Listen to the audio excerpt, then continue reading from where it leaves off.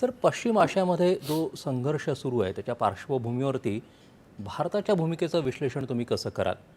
भारत कोणत्या व्यापक दृष्टिकोनातून या सगळीकडे पाहतोय आणि याचे काय पडसाद आपल्याकडे उमटताना दिसत आहेत? भारताची भूमिका जर आपण बघितली तर ती आपण नॉन अलाइंड अशा प्रकारचं वर्णन करण्याऐवजी ती एक प्रकारची मल्टी अलाइंड अशी भूमिका आहे असं म्हणायला पाहिजे. म्हणजे भारत इराणच्याही बाजूनी नाही आहे आणि इराण एका त्याच वेळेला अमेरिकेच्या बाजूनी नाही आहे, मात्र तो शांततेच्या बाजूने आहे.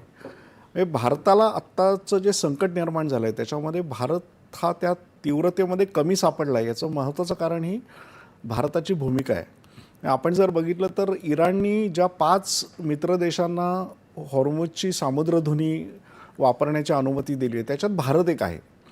म्हणजे भारताला इराण हा आपला मित्र मानतो आणि त्याच वेळेला अमेरिकासुद्धा भारताला शत्रू मानत नाही.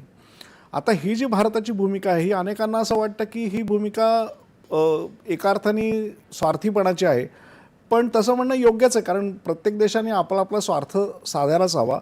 अमेरिकेने इराणवरती हल्ला केल्यामुळे युरोपमधले किंवा अनेक विकसित देश ज्या पद्धतीने संकटात सापडलेत त्या प्रमाणामध्ये भारत अजून संकटात सापडलेला नाही.